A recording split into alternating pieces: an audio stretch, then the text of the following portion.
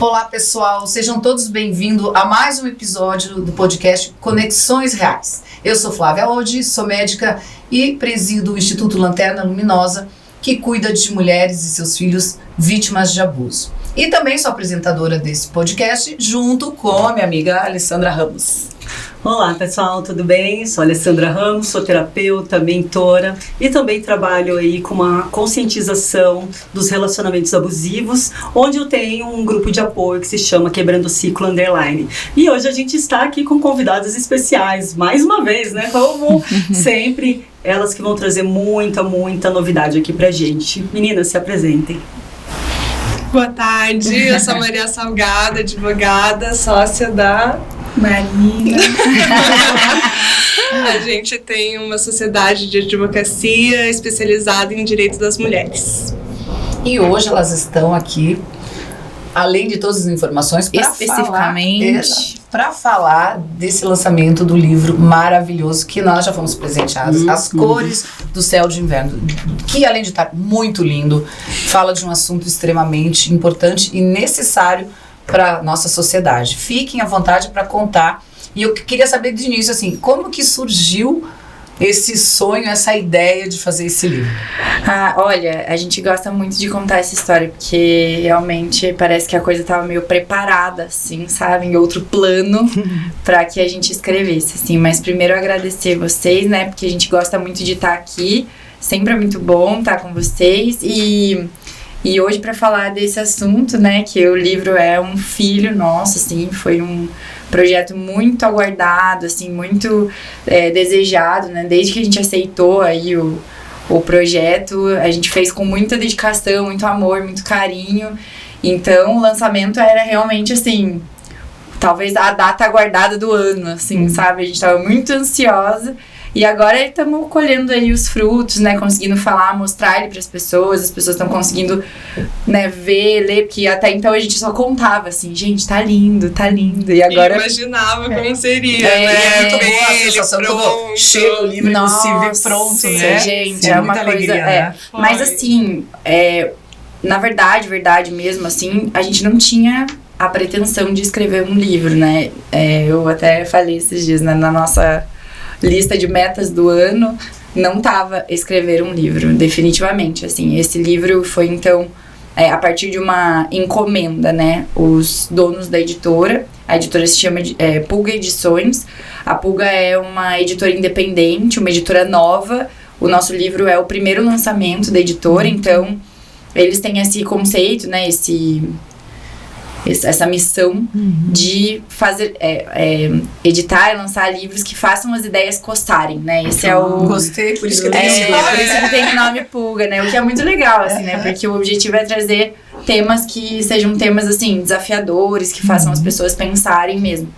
Então, um belo dia, eles nos chamaram para uma reunião e então falaram, a gente tá com essa pretensão aí de escrever um livro para crianças e adolescentes inicialmente sobre assédio nas escolas. A ideia deles era essa, era uma ideia inicial para falar sobre violência entre crianças nas escolas, enfim, era um assunto meio assim. E aí a gente, né, teve topamos, né, então, vamos fazer, não, a gente topa e tal, mas aí a gente sentou para conversar e como a gente, né, trabalha com mulheres, com crianças, enfim, a gente entendeu que o buraco talvez fosse um pouco mais embaixo e que, pra falar sobre isso, a gente teria que falar sobre outras coisas antes, assim, né? Então, a coisa foi muito, né, Maria? Não sei, assim, a gente conseguiu pensar na trajetória do livro de uma forma muito fácil, assim, muito fluido. E quando viu, a gente já tinha a estrutura do livro montada, a editora topou. E foi mais ou menos assim, isso foi em março, final de março, final de março e o lançamento foi em outubro, então realmente foram 6 meses intensos, mas em que tudo aconteceu. Intensos, né, até mesmo para falar com essa temática, eu tenho que aprofundar bastante, eu imagino como deve ter para sido falar para crianças e adolescentes, né, então que talvez seja mais difícil. ele tem uma linguagem lúdica, né? Tem. E isso é muito importante até para ter uma aceitação maior das crianças e um entendimento, eu imagino. Sim. E o que você falou é muito importante, não adianta chegar no assédio na escola se você não trabalha toda essa situação dessa criança em casa, a situação da sociedade, né? Dá para dar um spoilerzinho do livro, não muito, mas assim para a pessoa entender Mas isso, a gente percebeu que falar só do assédio na escola não seria suficiente, mesmo porque a gente analisando os dados da violência sexual no Brasil, a gente consegue identificar que as maiores vítimas são crianças e adolescentes da violência sexual no geral. Sim. E que a violência acontece dentro de casa. Então, na maior parte das vezes, né? Então, falar só da escola é insuficiente, porque se for na escola, para quem que as crianças vão reportar? Para dentro de casa, mas é dentro de casa que essa violência mais acontece. Então, a gente pensou que a gente deveria abordar todos os lugares que isso pode acontecer, e isso já é um spoiler do livro também, né? Que um capítulo a gente usa especificamente para falar das pessoas que podem cometer esse tipo de prática e aonde que ela pode acontecer também. O que é um desafio, né? Porque como falar para as crianças e adolescentes que eventualmente tem que prestar atenção nas pessoas que ama, né? Naquela que elas mais deveriam confiar. Exatamente, né? E que é o que acontece, né? Assim, não é quando a criança tá ali em um espaço público, né? A gente até fala disso, assim, de espaços públicos, de transporte público, acontecer. mas que, de fato, em escolas, em casa, nos templos religiosos, que são espaços onde a criança tá ali sob a supervisão, né, de um responsável, e na intenção ali de que está sendo cuidada por alguém, né, confiando em alguém, em um adulto, é nesses momentos que isso acontece. Inclusive, assim, no sentido de que talvez seja difícil para a criança entender, né, a depender da idade, principalmente, que aquilo não é carinho, amor, né, porque se confunde muito, né, a criança não sabe o que distinguir uma coisa da outra. Não. Então, tem situações que a criança passa anos da vida sendo violentada e achando que aquilo é uma prática de carinho, de amor, né, não consegue distinguir isso. E só depois de muitos anos que consegue, então, visualizar aquela situação como uma prática de violência mesmo, assim. Então, mas é isso. Mas um outro spoiler, eu acho, é que a gente começa o livro falando sobre gênero, né? Então. E essa foi uma questão também, a gente pensou muito nisso, levamos para a editora, conversamos com eles, justamente porque talvez o começo dessa história toda seja os estereótipos de gênero, assim, né? O porquê que a nossa sociedade patriarcal pauta, né, os nossos comportamentos e gostos e, enfim, dessa forma, né? Então, o primeiro capítulo se chama Coisas de Menino ou Coisas de Menina, e a gente fala um pouco sobre isso, assim, né? Como a gente então, a partir do sexo biológico, moldado a se comportar de determinadas formas, enfim, né? E como isso, então, faz com que, num futuro, né, enquanto adolescentes, enquanto adultos, a gente passe a se comportar de determinadas formas para com o outro, né? Então, o primeiro capítulo é mais ou menos nesse sentido. E mais uma vez ele vem da análise das estatísticas, né? A gente não tira nada da nossa cabeça do que a gente acha que acontece, né? Então,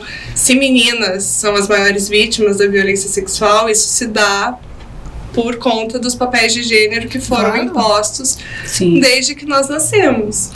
Então, a gente procura fazer essa abordagem para explicar, olha, os números são esses, e isso acontece por causa disso, daquilo. E a gente não via outra forma de começar o livro a não ser falando sobre esses papéis e como que eles são desenvolvidos. Claro, porque é a partir disso que vem todas as consequências. E apesar de muito tempo ter se passado, eu vejo assim, de quando eu era criança, eu vejo que ainda nos núcleos familiares isso acontece. Muito. Mesmo você pensa, não, agora os pais mais jovens vêm de outra maneira. Não, eles carregam muito isso. Muito, né? muito. Onde o homem sempre tem essa coisa da liberdade sexual, da exposição, inclusive, desde pequeno, né, que se ele mostrar ali o órgão dele, tá tudo bem, ele tá fazendo xixi ali, e a menina sempre, por favor, tira a mão daí, se esconda, não mostra. Então fica muito claro isso, da mulher ter que ser mais passiva ou mais permissiva para aquilo que o homem acha que pode fazer. E eu vejo, às vezes, comentários extremamente absurdos de pais jovens com filhos meninos, assim, e que tratam totalmente diferente o menino da menina. Muito, nessa condição muito. que você acha, meu Deus, mas a criança até tem... nessa coisa de, assim, que tipo de esporte pratica. Isso não é coisa de menino, isso não é coisa de menino. Isso, né? Justamente por isso o título do capítulo, Perfeito. assim, né? E, assim, até na questão, assim, de você deve se posicionar assim diante de uma briga na escola, ou não chore, né? Essas pequenas coisas que vão moldando. Então a gente, dentro do capítulo, faz uma série de exemplificações, assim, até para a criança conseguir refletir se ela não tá se posicionando dessa forma para com os outros colegas, para com as outras crianças e adolescentes, sabe? Porque é isso, assim, esse tipo de prática começa ali, né? Começa dentro da escola. Aquela frase, a menina tem que ser boazinha, né? Eu olho bem para essa frase. Antigamente eu falava isso para minha filha, hoje eu já não falo mais. Eu ensino exatamente como se defender, como se proteger. Porque a menina não tem que ser boazinha, ela tem que ser coerente com aquela situação. Ela tem que saber se defender também, né? Exatamente. E eu vejo que muitas crianças, muitas não sabem. Obviamente tem essa confusão do carinho, e tem muitas que são muito acuadas mesmo, né? Porque os adultos ameaçam. Se você contar isso pra alguém, eu vou fazer mal pra tua mãe, eu vou ser preso, daí você não vai mais conviver com o papai ou com o tio. Eu acho que isso deve acontecer muito também, né? Muito, eles ameaçam também bichinhos de estimação. Olha só, sabe? E tudo que é mais precioso, né, pra vida daquela criança. Eles fazem de tudo pra controlar aquele comportamento, continuar controlando o comportamento daquela criança, né? Sem mesmo ter o risco de ser descoberto, né? E poder continuar. E o curioso também, e o mais difícil, é realmente a criança entender que ela tá passando por uma violência, porque ela é ameaçada, ela sabe que alguma coisa tá errada, mas ainda assim ela é ameaçada. Fica desconfortável, mas não sabe muito bem o motivo, né?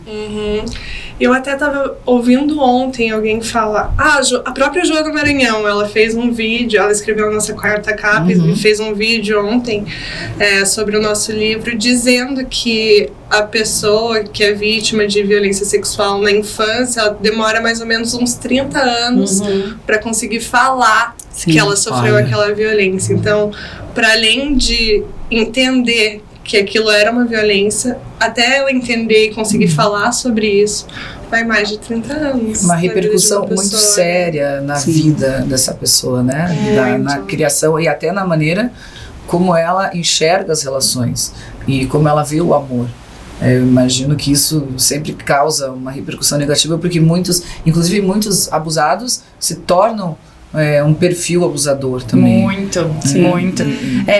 E por isso até que a gente pensou assim, né, a gente fala muito sobre, né, mais pro final do livro, sobre essa necessidade de falar, né, de abrir isso para algum adulto de confiança, né, enfim. Mas antes disso, a gente entendeu importante trazer um recorte histórico ali da legislação, né, brasileira no que diz respeito a crianças e mulheres. Então, o segundo capítulo é uma viagem no tempo, assim, né? A gente faz traz um contexto histórico, assim, da legislação e de como essas alterações legislativas foram importantes para mulheres e crianças. E o que acontece hoje, né? Qual é o cenário hoje, assim? Porque é isso, né? A gente, às vezes, menospreza a capacidade intelectual das crianças, assim. E o direito é afastado tanto de mulheres quanto de crianças, né? Então, é importante que a gente explique para as crianças quais são os direitos, porque elas têm direitos e têm, né, direitos que foram lutados para que elas tenham essas garantias, assim. Então é importante que elas saibam, né? Que não é porque são, enfim, menores de idade que não podem ir atrás dos seus direitos também, isso sabe? É muito então, importante. É isso que a gente traz nesse segundo capítulo, assim. Então, conta algumas histórias e aí, muito legal, assim, a Maria foi muito... uma curiosidade desse livro é que a gente escrever o livro juntas, né? Mas aí no começo a gente pensou, pô, como é que escreve um livro junto, né? Como é que escreve juntas, né? A gente até tentou. Como é que faz isso? Senta as duas na frente do computador, né? E aí... Não, vamos fazer diferente, então. Vamos separar por capítulo, né? Aí a gente pensou, bom, então, primeiro capítulo. Você escreve o começo, eu escrevo o final. Daí depois a gente... foram distribuindo. A gente meio que dividiu o capítulo na metade e uma escrevia o começo, outro o final. E a nossa editora, inclusive, disse um dia, olha, eu já editei muitos livros na minha vida e sempre livros de dupla dá pra ver onde tá o corte, né? Onde uma começa, vocês não dá pra ver, vocês escrevem, vocês têm uma sinergia. Essa sintonia é muito importante. A gente escreve juntas, né? Assim, petições, enfim, mas livro para crianças realmente foi a primeira. E aí, esse capítulo em específico, a Maria ficou responsável por boa parte dessa história e tudo mais. E ela foi genial, assim, porque assim como nas outras áreas do saber, assim, né, a história, ela foi realmente, a gente foi moldado para visualizar uma parte da história feita por homens, né, então, assim, né, na economia, na política, né, todos os grandes feitos foram feitos por homens, né, como se as mulheres não existissem, né, como se as mulheres não pensassem, como se as mulheres invisíveis. Totalmente. Então, esse segundo capítulo, além de contar essas histórias e falar da importância das mulheres nessas lutas, porque de fato a grande maioria, talvez todos os direitos que envolvam mulheres e crianças têm dedo de mulher, né, na luta, né, pela garantia dessas legislações. Então, além de trazer essas histórias, a gente fez questão de trazer o nome dessas mulheres e, além disso, a foto delas, né? Então, lindo, tem fotos, né, e imagens dessas mulheres para que, se nos livros de história a gente vê a cara dos homens lá, então aqui a gente vai ver a cara das mulheres que foram importantes. Que foram fundamentais. Exatamente. E vocês acham que hoje a legislação avançou muito nesse quesito do direito da criança ou ainda da punição do agressor? O que vocês veem hoje? Ou ainda tem muita coisa para ser mudada? Eu acredito que teve muitas alterações muito importantes, mas é muito diferente a gente ter uma lei, ter aplicação, uma boa aplicação dessa acho lei. Que esse é o grande... Essa é a nossa grande luta mesmo com o nosso escritório também. Assim, a gente sempre fala que não tem como cuidar de mulher e não cuidar de criança, né? Onde tem criança, tem mulher. Então, os dois direitos para nós estão muito interligados. E a nossa grande luta, o nosso trabalho só existe justamente porque as leis não são aplicadas, não são corretamente aplicadas. Então a gente tem que ficar batendo na mesma tecla e dizer que essas leis existem. Mas é importante que a gente lembre que são leis muito recentes. Mulheres e crianças foram contempladas pela Constituição em 1988. É muito recente. Então é muito o ECA é de 90, né? Então, assim, é ontem. Ontem. Então, até as pessoas realmente conhecerem as leis, entenderem sobre o que elas tratam e reconhecer mesmo mulheres e crianças como sujeitos de direito, ainda é difícil. E uma pergunta, isso pode ser levado como uma cultura também em algumas famílias? Porque eu vi um relato de uma moça que ela foi abusada na sua infância a vida inteira e ela fala que na família dela as filhas mais velhas eram mulher do pai. É isso. Eu acho que talvez o cerne da questão seja essa, né? A nossa sociedade foi construída com os pés tão fincados nisso, assim, que virou cultural, né? Sim. Quantas... É que a gente vive, né? Nós moramos em Curitiba, numa grande capital ali, num centro urbano do país, enfim, então a gente fica numa bolha. Mas se a gente vai falar de pequenas comunidades, né? Do interior, enfim... um outro tipo de visão, né? Assim, o que o pai é para aquela família é outra coisa, né? Então, a relação que os pais têm com os filhos é outra coisa. Isso sem contar, assim, quantas e quantas meninas não são vendidas para casamento, né? Não são colocadas à disposição ali para prática de... para algum tipo de prática sexual. Não precisa ir longe, Não precisa ir longe. Nós tivemos aqui do prefeito de Araucária. Exato. Que foi basicamente isso, né? Exatamente. Então, assim, aqui, do lado, né? Então, isso realmente é uma prática. Infelizmente, né? Assim, infelizmente, porque Se tornam moedas de troca, né? E assim, daí, como é que a legislação vai ser eficaz se a menina tá dentro da família, aquele onde normaliza sendo aliciada pela própria família. E aquela situação não consegue sair dali. Se ela não tiver força suficiente, e como é que vai ter, né, se 100% dependente, uma criança, uma adolescente, como é que vai ter força suficiente para sair daquele núcleo e denunciar o próprio pai, denunciar um parente, denunciar, é muito complexo. É muito difícil. Mas sabe que é importante dizer também, até a Maria estava falando sobre a Joana, né, e falando sobre a legislação, né, atual, enfim, o ECA é um bom exemplo, né, acho que o ECA é uma lei, assim, importante dos últimos anos, assim, o ECA é logo após a Constituição, então ele é a prova de que a nossa Constituição é, de fato, uma Constituição cidadã, né, porque foi só a partir da Constituição que o ECA passou a ter relevância e, na verdade, assim, que ele passou a poder existir, né? Mas, ainda assim, era aquela coisa muito fragilizada, enfim. E aí, a Joana Maranhão escreveu a nossa quarta capa. A Joana Maranhão é uma ex-nadadora, né, atleta, e foi vítima de violência sexual na infância, né, pelo treinador e tudo mais. Conseguiu falar sobre isso muito tempo depois também, e quando da denúncia, o caso estava prescrito. E por quê, né? Porque a prescrição, a data da prescrição, ela começa a correr da data do fato. São vários tipos de prescrição, mas especificamente para a denúncia, começa a correr da data do fato. Então, o que acontecia com crimes, né, de violência sexual contra crianças é que aconteceu quando a criança tinha, sei lá, 6 anos. Sim. E aí... Como é que a criança ia denunciar, né? Como é que ia denunciar? Daí passavam, sei lá, 30 anos, 25 anos, já era, entendeu?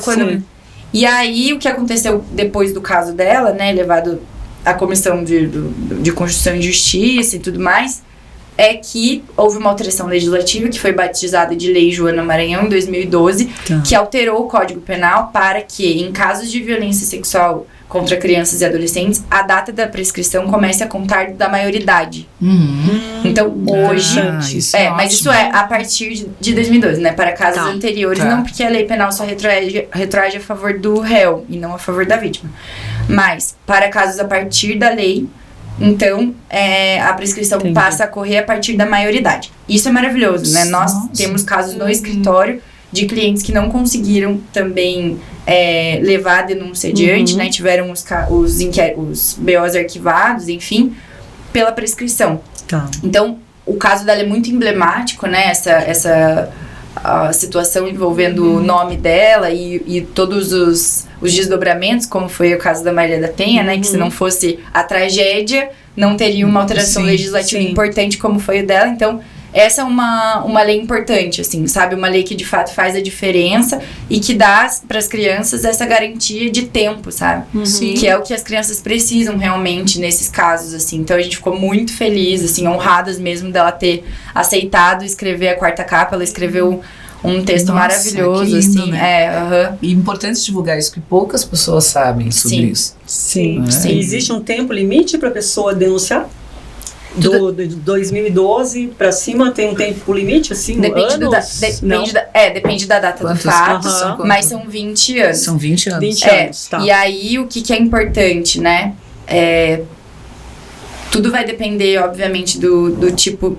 Porque a depender da quantidade... É que é difícil explicar, né? Mas a depender da pena em abstrato que tá lá no código, existe um tempo de prescrição diferente. Varia. Mas nesses casos, nesses varia, exatamente. E o que é legal é, assim, mostrar isso e incentivar essas vítimas a denunciarem. De não demorarem esse tempo para que prescreva. Quanto mais cedo ela tiver essa capacitação, essa condição emocional, melhor é, né? Eu acho que às vezes não é nem a questão de não conseguir falar. Às vezes a demora é na identificação. Exato. Exato, da conscientização de que aquilo era um abuso. Né? A identificação mesmo, assim. Primeiro que muitas pessoas esquecem, né? Sim. Muitas pessoas esquecem. Bloqueiam, né? Bloqueiam. E quando começa a falar... É um trauma que gera a pessoa no dia que a gente fez uma reunião com as voluntárias, uma das meninas, enquanto outra falou assim, pois é, agora pensando, quando eu era pequena, eu saí um dia de carro com o tio da minha amiga e ele ficou passando a mão na minha coxa quando eu abria, e agora me veio isso e eu nunca imaginei que aquilo podia ser um abuso, porque ela tinha, sei lá, 5 anos, e ela falou que daí veio uma memória muito remota dela no carro e ela entendendo quando outra falava, naquele momento ela com hoje 25 anos que ela entendeu. Assim como acho que na violência doméstica, assim, contra mulheres, a gente tem essa coisa de violência doméstica e familiar contra a mulher é olho roxo, é pancadaria, é sangue. E não é isso. Contra crianças é a mesma coisa, né? Assim, não são todos os casos que vai ter uma lesão ou que vai ter, né, física, né? Efetivamente, né? São coisas muito sutis, assim, por isso que muitas vezes... E ainda assim, se são situações mais sérias, ainda assim, pela gravidade, pelo estresse ali, a pessoa apaga da cabeça, né? Sim. Então... E ficar fazendo brincadeiras de agarrar, se ficar passando o corpo um no outro. E assim, você falou isso, né, de não ter a lesão, às vezes, e isso é uma coisa que... É muito complicado, às vezes, e muito frustrante quando a gente vê alguns casos.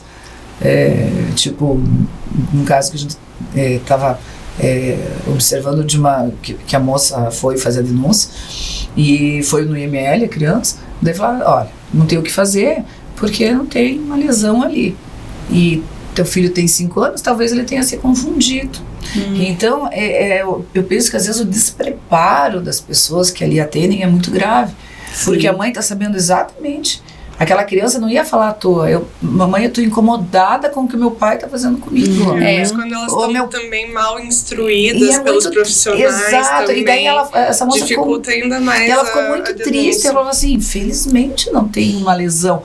Mas ele fez coisas que tá na mente e no coração do meu filho. Sim. E agora um órgão oficial diz: pois mas não tem o que fazer, porque ele ainda é pequeno e ele teve uma contradição, porque ele achou que era carinho, depois disse que acha que não, mas, gente, ele tem 5 anos. Mas daí que vem a importância de dar especial relevância à palavra da vítima. Isso que eu ia te perguntar. Previsão legal. E isso que eu ia te perguntar, tem um papel importante, porque tudo bem, não teve a lesão, mas, digamos, numa demanda onde o pai continua exigindo a guarda compartilhada, porque, eu não fiz nada, não tem como provar. Tem judicialmente como ter essa, digamos, essa oitiva de uma primeira pessoa que escutou essa criança falando, tem como proteger mais essa criança? Porque às vezes me parece que ela vai ficar ali à mercê do abusador, porque, até acontecer algo, né? Não teve penetração, então não tem nada, então deixa uma guarda compartilhada. E outro lado, desesperado, que não quer que a criança fique exposta a esse perigo. Mas essa é a maior arma dos agressores, né? Dizer que não tem como provar, então nada vai acontecer. Mas fato é que existe uma previsão legal de dar realmente especial relevância à palavra das vítimas de violência sexual, porque a lei entende que são crimes que são cometidos na clandestinidade, não tem como ter testemunhas, por exemplo, a criança não tem muitas vezes... Imagina, não vai nem prever como que vai gravar, como que vai tirar foto, como que vai produzir provas nesse caso, né? Então a lei garante essa especial proteção, sabe? E a gente sempre fala, assim como na Lei Maria da Penha, a mulher vítima de violência doméstica também tem uma especial relevância. Da psicológica também, né? Como da sua palavra. Como que você vai gravar? Eu acho que a fragilidade aí tá justamente na impossibilidade de garantir que a criança tenha um depoimento coerente. Vítimas, no geral, não têm depoimentos coerentes. Exato. Não, já estão traumatizadas. Não têm depoimentos coerentes. No caso das crianças, as crianças ficam muito nervosas de estar naquele ambiente. Sim, às vezes nem entende que tá passando. Então, assim, a gente depende muitas vezes do setor psicológico ali que tem dentro das instituições, para que às vezes a psicóloga consegue tirar da criança a partir de um desenho. Sim, mais ou menos nesse sentido. Mas é muito frágil, sabe, Flávia? Seria, assim, mentira da nossa parte se a gente dissesse pra você: Não, tem como. Tem como garantir, tem como proteger essas crianças que são vítimas. Não, as instituições, a Polícia Civil faz um maravilhoso trabalho. Sim. É mentira.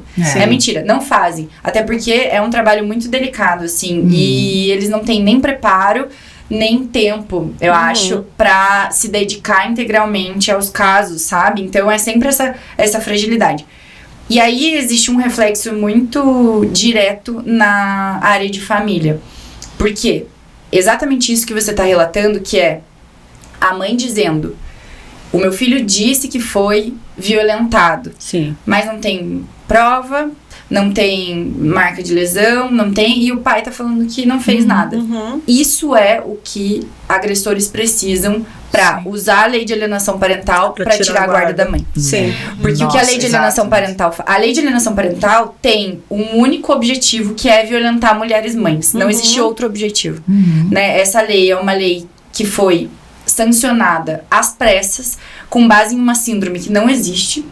Porque a OMS não reconhece a síndrome de alienação parental como uma síndrome. Ela foi criada por um cara americano que, inclusive, era um cara que dava pareceres em casos de guarda a favor de homens abusadores. Meu Deus, que absurdo. E aqui no Brasil isso foi sancionado assim. E o que acontece hoje é que crianças vítimas de violência ficam com os pais abusadores, porque as mães perdem a guarda das crianças porque são acusadas de alienação parental. É uma inversão de outros porque fazem a denúncia, né? Então, quando uma mãe tem coragem de fazer a denúncia, essa denúncia é usada como prova de alienação parental. Porque para a lei de alienação parental, tudo pode ser alienação parental. Sim, então, quando tudo nada é. Sim. E assim, o ECA já traz mecanismos suficientes pra gente falar em casos de... me fugiu o termo. Não é de displicência, mas enfim, casos em que os pais não cumprem o seu devido papel como pais, enfim, né? Em que eles têm atitudes contrárias ali com a criança, enfim. A gente chama de abuso de poder parental. Tá. O ECA traz esses dispositivos e eles são suficientes para essas situações. Entendi. O que a lei de alienação parental não é isso. Inclusive, assim, todos os casos que a gente já viu e atuou que envolvem a lei de alienação parental é briga, confusão, gritaria. Parece o programa do Ratinho. Porque daí assim, ele fez isso, ela fez isso, ele fez isso. Assim, sem pé nem cabeça. Quem se preocupa verdadeiramente com uma criança não faz isso. Não, é perfeito. Não faz isso. Não leva pro judiciário esse tipo de questão. Entendeu? Não tá preocupado com o bem-estar da criança. Não tá. Eu vejo isso muito na guarda compartilhada. Porque você sai de um relacionamento abusivo, com violência e tal. Você vai tentar o quê? Evitar que essa criança tenha contato com o agressor.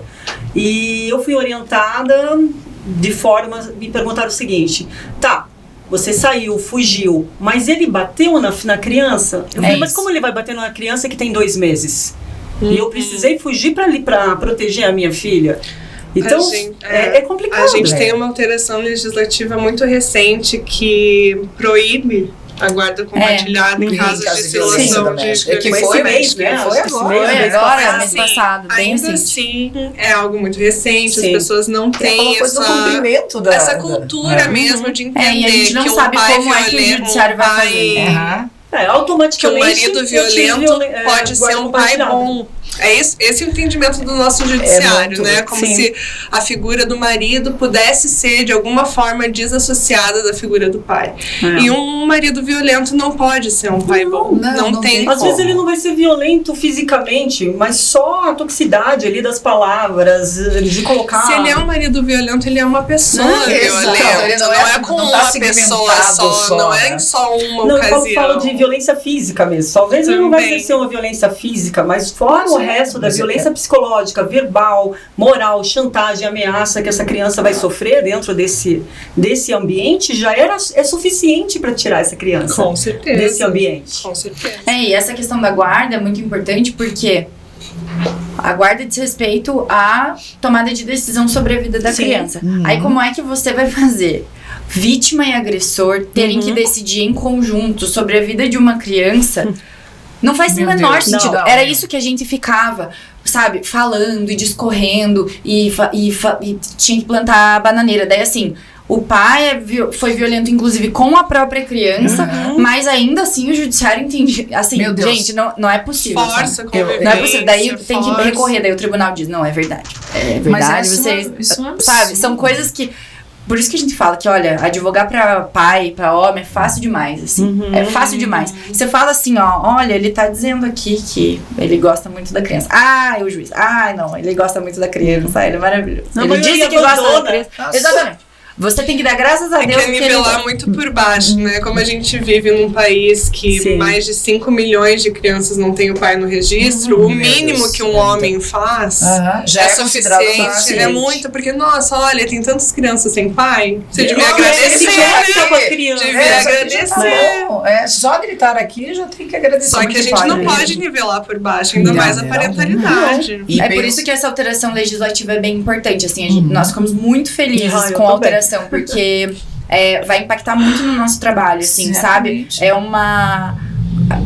A gente vai... Uma saliva que nós vamos poupar, assim, sabe? É desgastante também isso, muito desgastante, então vai ser realmente bem positivo. A gente ainda não teve nenhuma decisão nesse sentido, muito recente, e eu tô realmente ansiosa pra ver como que o tribunal, inclusive, vai se posicionar aqui, né? Porque o Tribunal de Justiça do Estado do Paraná é um tribunal complexo. Um pouco complexo, então eu tô curiosa pra saber como é que eles vão se posicionar. E assim, me parece, às vezes, que toda essa parte do Poder Judiciário deveria também ser treinado e talvez entender a realidade dura dessas famílias, essas mulheres, essas crianças, para poder ter mais bom senso na hora de estipular essas decisões. Sim. Né? Porque são umas coisas que você falou, meu Deus, não é possível. Teve o caso de uma paciente minha que o pai foi abusador dos 2 filhos menores. Eu sei que esse pai ganhou no Supremo a decisão da guarda compartilhada, apesar disso, e que os filhos dela iam arrastados pelo pai no final de semana. Ela falou que ela nunca vai esquecer dessa cena, que o pai puxando e as crianças, mamãe, não quero ir, tipo, se arranhando a mãozinha no chão de não querer ir com o abusador e tinha que deixar ir. Isso é uma coisa absurda. Um abusador que é constatado, que os filhos eram até um pouco maiores, constataram, tinham lesões nas crianças, e você conceder isso. É muito complexo. Nossa senhora, é muito difícil. A mãe falava assim, meu Deus, eu não posso muito difícil. Isso é uma dor e assim, que ela não tinha como medir. Mas a gente já comentou com vocês um dia sobre o protocolo, né? E o protocolo prevê isso, sabe? Prevê treinamento para magistrados, para servidores e tudo mais, mas assim... Não está funcionando na prática. Na prática. É obrigatório, né? Mas na prática é uma falação. Isso se implementar mesmo. Daí que vem o trabalho de advogados de usar o protocolo a nosso favor, né? Perfeito. E de próximos advogados aí se instrumentalizarem com o protocolo para conseguir colocar o protocolo nas suas petições e forçar uma aplicação ali, né? Uma observação do protocolo. Desculpa. E nesses estudos de vocês identificaram alguma coisa sobre a hipersexualidade de uma criança, algo que pode ser uma repetição de padrão, algo assim? Ou... Foge um pouco da nossa área, assim, do saber, mas a gente sabe que crianças hipersexualizadas têm fortes indícios de terem sido abusadas na infância, né? Mas realmente se aprofundar nesse assunto a gente não consegue, porque eu acho que daí vai mais para a área da psicologia, da pedagogia. Mas é um bom sinal para os pais ficarem atentos, porque aquelas brincadeiras entre crianças que... eu acho que o mais importante talvez seja, inclusive, os pais não estimularem esse tipo de coisa. Então, assim, essa coisa de... fulaninho namorado de fulaninha, sabe? De ficar estimulando essa coisa, porque criança não namora, né? Criança brinca, né? Então, criança... Você me deu uma lembrança aqui, gente. Meu filho tinha uns 8 anos e eu lembro que eu fui numa festa de aniversário de uma amiga e uma das meninas levou ele pro banheiro, trancou ele no banheiro e ficou tentando agarrar ele, na mesma idade, em uns 8 anos de idade. E ele saiu todo desesperado, mãe, vamos embora, e ele contando, né? E uma amiga minha que estava junto, ela falou assim, nossa, que absurdo. Eu falei, só que essa criança, ela tá assistindo alguma coisa... Que tá estimulando dessa maneira, tá estimulando ela a ter esse uma criança de 7, 8 anos, ela não vai sair do nada fazendo isso. Uma coisa que eu acho bem complicada nessas histórias é, muitas vezes, permissividade ou essa omissão da mãe, né?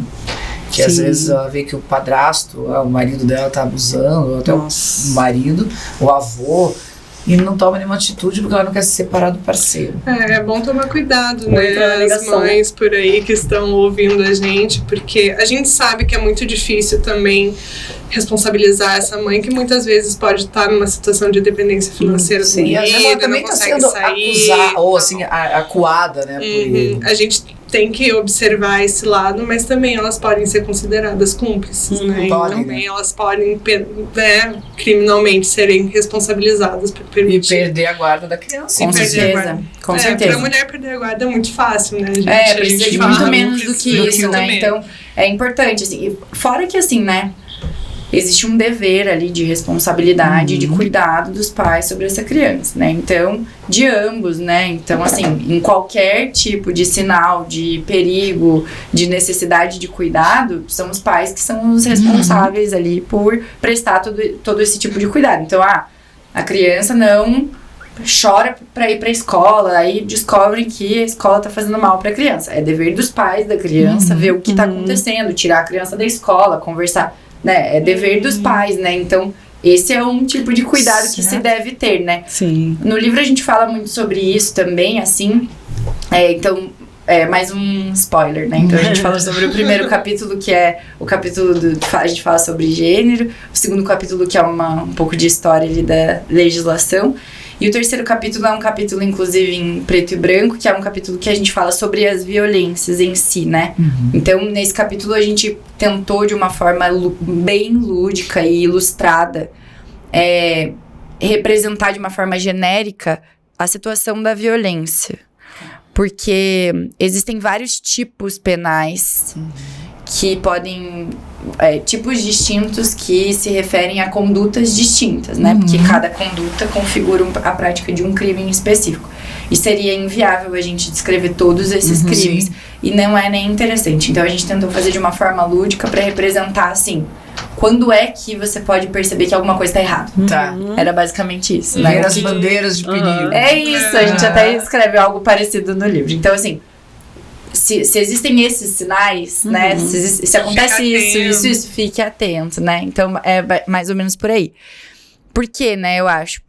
Justamente porque a primeira identificação precisa ser da criança, talvez, sabe? Justamente para não depender de outro adulto. Porque é isso, ficar, talvez...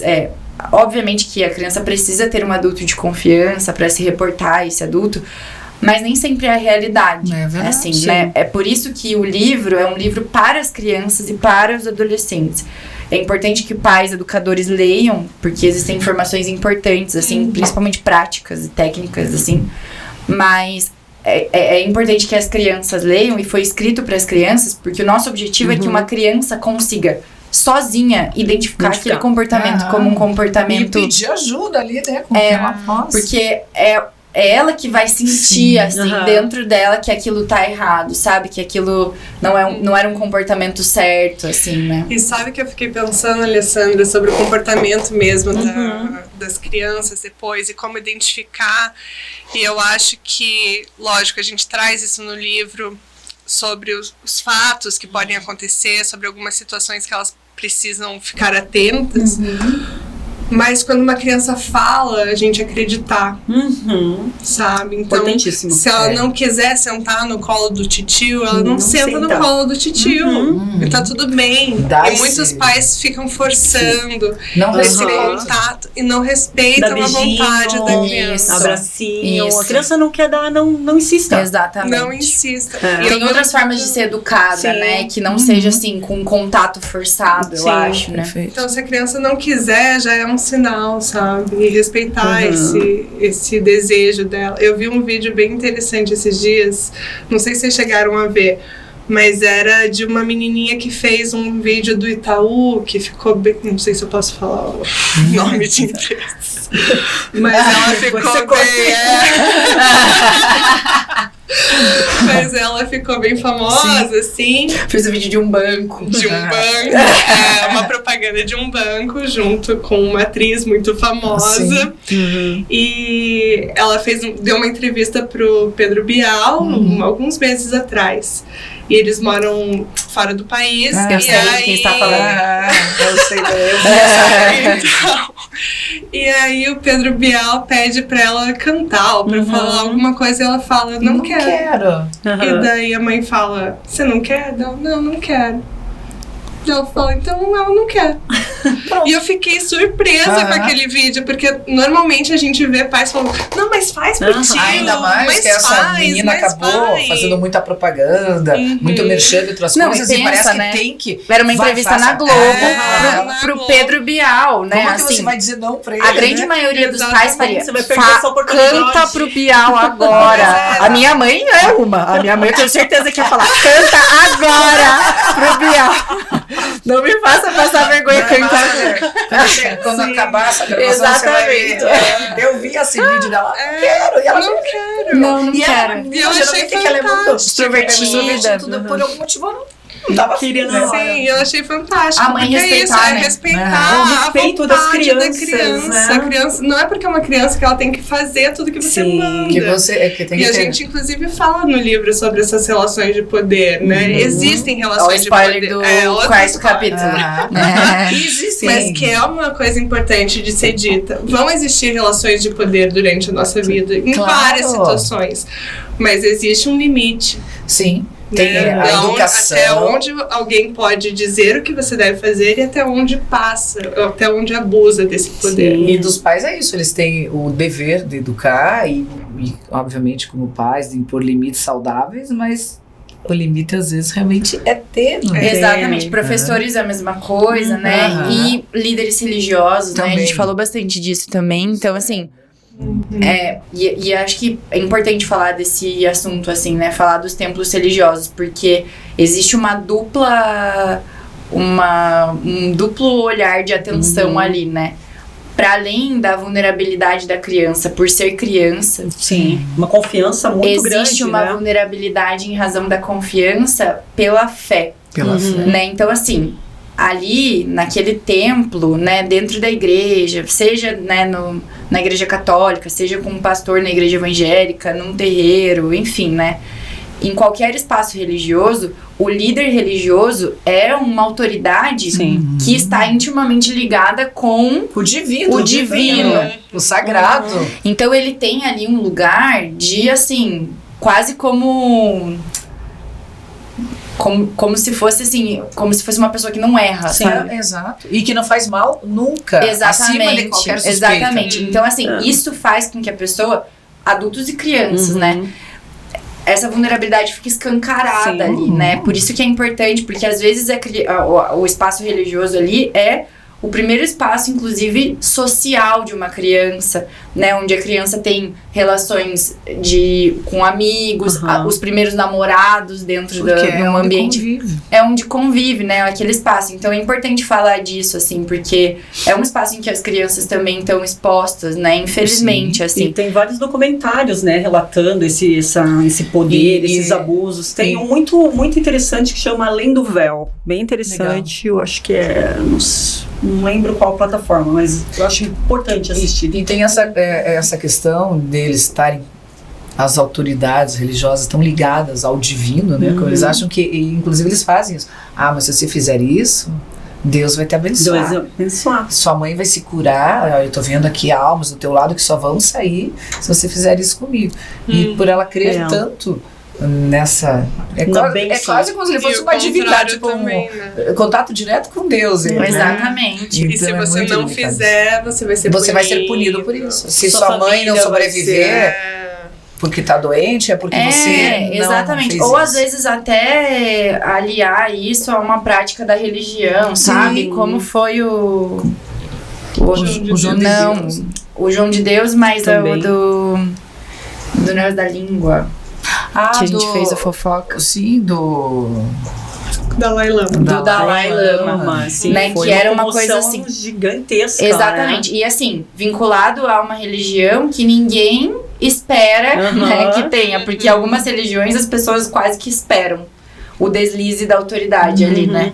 Mas... E assim, o mínimo de vergonha, né? De fazer aquilo na frente de todo mundo. E de justificar na religião, né? Porque era quase como se fosse uma prática naturalizada, assim, enfim, né? Que tivesse alguma justificativa, talvez, dentro da religião, enfim. E sempre um cara que foi super respeitado, né? Nossa, o ícone da paz, praticamente, né? Mas que quando eles também dão uma envelhecida, começam a ter um pouco menos desse impulso, né? Parece que fica um pouco mais escancarado. Não sei, eu vi um estudo falando sobre isso. Então, homens. Eles começam a ter comportamentos ali que... Ou eles usam da terceira idade para justificar, agora não tem mais filtro, agora não sei o que eu falo, né? Tudo é liberado, ele já é de idade, deixa ele fazer o que ele quiser. É muito cômodo pro cara também se portar dessa maneira. Sim, né? Exato. Bom, a gente sabe, né? E existem sinais, assim, vocês podem dizer pro pessoal, assim, alguns sinais de que essa criança pode estar sendo abusada, seja na escola ou em casa, tem algum sinal de alerta, ela está fazendo isso, vamos ficar atento. É difícil, né? Acho que a gente não consegue dizer. É difícil. O que eu acho que a gente consegue dizer é, escutem as crianças, porque algum mínimo sinal existe, sabe? Mudança no comportamento, Prestem atenção, porque é muito complicado você dizer para as pessoas, olha, fique atento a tudo e todos o tempo inteiro, porque tudo pode ser um perigo. Mas essa é a verdade. A verdade ela pode se retrair ou tudo ela pode ser um perigo. Exatamente. Então assim, saber, né? prestar atenção, sabe? Prestar atenção. E é isso, acreditar nas crianças, acreditar na palavra das crianças e não ter medo de acessar os canais de denúncia, sabe? Não ter medo de ir atrás do que precisa...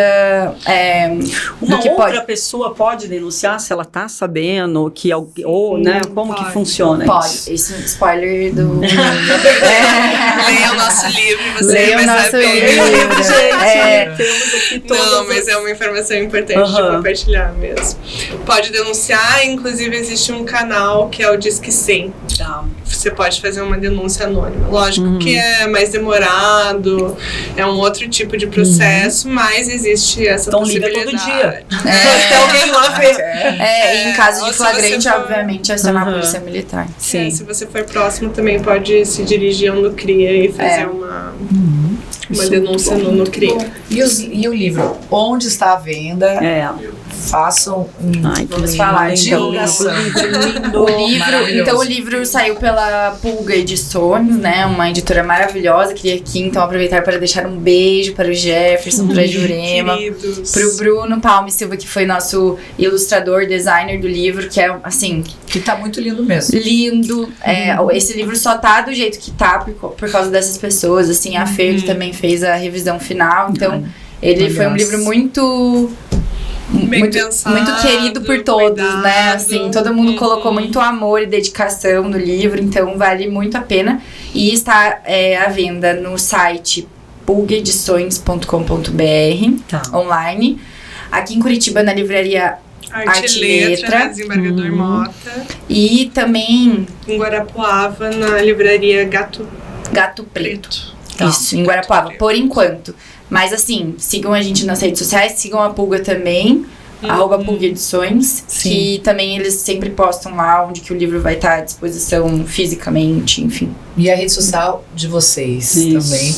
Pode passar. @Maria Salgado Advogada. E @marinajohnson.adv. Sigam a gente lá, a gente tá fazendo 1 milhão de coisas ao mesmo tempo. A Maria, inclusive, a gente queria dizer a todos e todas que a Maria, essa semana, recebeu um prêmio de... Parabéns! Eu vi na rede. Empreendedora Curitibana.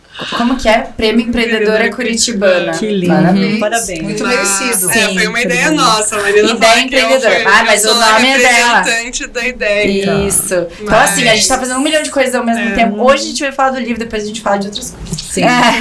Assunto nunca falta. Nunca falta. Na área de vocês. Isso mesmo. Então, nos vemos mês que vem. Mês que vem estaremos aqui novamente. Outro assunto Obrigada, gente. Foi ótimo.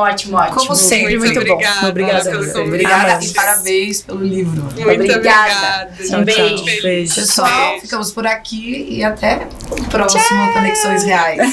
Até, gente.